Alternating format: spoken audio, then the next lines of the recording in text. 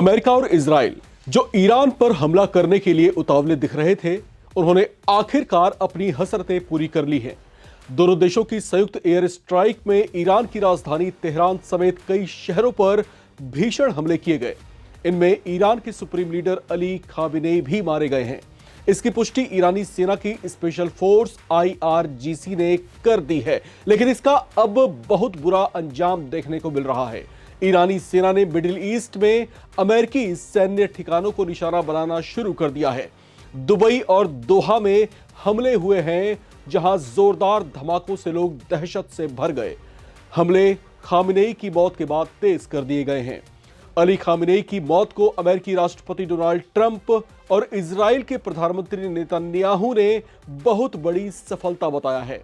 अमेरिकी सेना की ओर से खामेनेई की मौत की पुष्टि किए जाने के बाद डोनाल्ड ट्रंप ने अपने एक बयान में अयातुल्ला अली खामेनेई को क्रूर शासक बताते हुए कहा कि ईरान की जनता को उनसे आजादी मिल गई है। लेकिन अली खामेनेई की मौत सवालों में है, क्योंकि खामेनेई और उनका परिवार बेहद सख्त पहरे में रहते थे। अधिकतर समय खामेनेई कहां होते थे, उनकी क्या लोकेशन होती थी, यह बेहद गोपनीय रखा जाता था। यहां तक कि ईरान पर पिछले हमलों के समय भी अली खामेनेई जमीन के नीचे बने गुप्त सुरंगों में रखे गए थे। इस तरह की अनेकों रिपोर्ट्स में दावे किए गए थे। उनकी सिक्योरिटी का जिम्मा खुद ईरानी सेना की special force Islamic revolutionary guard core के जवान संभालते थे। ऐसे में अमेरिका और इजराइल ने उनकी लोकेशन को अब की बार कैसे ट्रेस कर लिया और बिल्कुल सटीक हमले में उनकी जान कैसे चली गई, इस पर सवाल उठ रहे हैं। इसे लेकर द वॉशिंगटन पोस्ट ने 4 सूत्रों के हवाले से बहुत बड़ा दावा किया है। द वॉशिंगटन पोस्ट की रिपोर्ट में दावा किया गया है कि यह हमला मिडिल ईस्ट में इजराइल और सऊदी अरब की कई हफ्तों की लॉबिंग के बाद हुआ है। कुछ रिपोर्ट्स में यह संभावनाएं भी जताई जा रही हैं कि इसमें कतर का भी हाथ हो सकता है।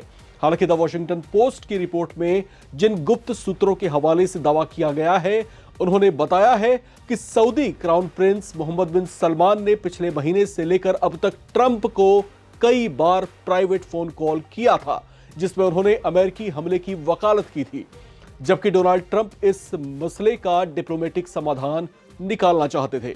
हालांकि इजराइल और अमेरिका के संयुक्त अभियान के बाद ट्रंप ने कहा कि खामेनेई अमेरिकी इंटेलिजेंस और एडवांस्ड सर्विलांस सिस्टम से बच नहीं पाए। वॉशिंगटन पोस्ट ने रिपोर्ट में कहा है कि इजराइल के अलावा सऊदी अरब ने भी ट्रंप पर ईरान पर हमला करने के लिए दबाव डाला था। सऊदी क्राउन प्रिंस मोहम्मद बिन सलमान ने खुले तौर पर डिप्लोमेटिक समाधान का समर्थन करने के बावजूद ईरान पर हमले का समर्थन किया था। रिपोर्ट में कहा गया है कि क्राउन प्रिंस ने ईरानी राष्ट्रपति मसूद पेजेश्कियान से कहा था कि सऊदी अरब ईरान के खिलाफ हमलों के लिए अपने एयर स्पेस या इलाके का इस्तेमाल नहीं होने देगा। लेकिन अमेरिकी अधिकारियों के साथ बातचीत में उन्होंने चेतावनी दी कि अगर वॉशिंगटन ने मिडिल ईस्ट में अपनी बड़ी मिलिट्री फोर्स का इस्तेमाल नहीं किया तो ईरान और ज्यादा मजबूत और खतरनाक बनकर उभरेगा। वॉशिंगटन पोस्ट ने अपनी रिपोर्ट में कहा है कि सऊदी क्राउन प्रिंस के भाई खालिद बिन सलमान ने भी जनवरी में वॉशिंगटन दौरे के वक्त प्राइवेट बैठकों के दौरान अमेरिकी अधिकारियों को हमला करने के लिए कहा था। रिपोर्ट में कहा गया है कि ट्रंप ने आखिरकार अपनी पुरानी पॉलिसी के बावजूद हमले को आगे बढ़ाने का फैसला किया, जबकि ईरान से अमेरिकी इलाकों या सैन्य बेस को कोई सीधा खतरा नहीं था। वॉशिंगटन पोस्ट के मुताबिक क्राउन प्रिंस का दोहरा रवैया शायद सऊदी तेल इंफ्रास्ट्रक्चर के खिलाफ ईरान के बदले की कार्रवाई से बचने की उनकी इच्छा को दिखाता है। उनके करीबी लोगों ने माना कि वो तेहरान को रियाद का मुख्य क्षेत्रीय दुश्मन मानते हैं। सुन्नी लीडरशिप वाला सऊदी अरब और शिया लीडरशिप वाला ईरान लंबे समय से दुश्मन रहे हैं। इनकी दुश्मनी का एक लंबा इतिहास भी रहा है।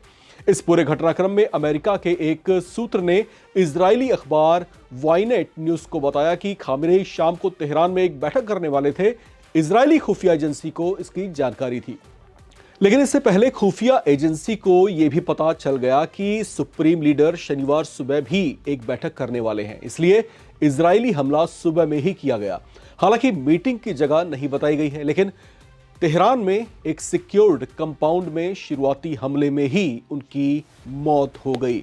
और ये बात जो है कहीं ना कहीं इस बात की तस्दीक है कि इजराइल और अमेरिकी इंटेलिजेंस जो है हो सकता है कि पिछले कई दिनों से लगातार खामेनेई की लोकेशन को ट्रेस करने की कोशिश करते रहे हों और इसमें जो है सऊदी और कतर का नाम भी बहुत प्रमुखता से सामने आ रहा है। वॉशिंगटन पोस्ट की रिपोर्ट में जिस तरह के दावे किए गए हैं उसके बाद ये अटकलें लगनी शुरू हो गई हैं कि हो ना हो सऊदी अरब और कतर भी कहीं ना कहीं इस पूरे गेम प्लान का एक हिस्सा रहे हों।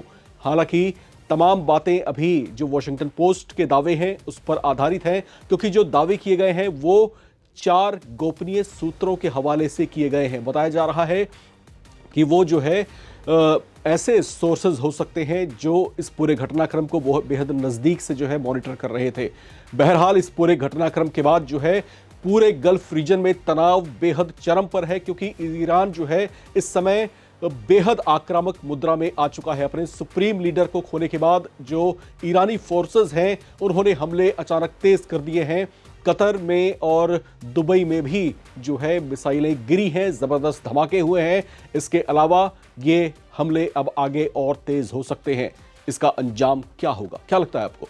लिखकर कमेंट बॉक्स में जरूर शेयर करें। देखते रहें नवभारत टाइम्स।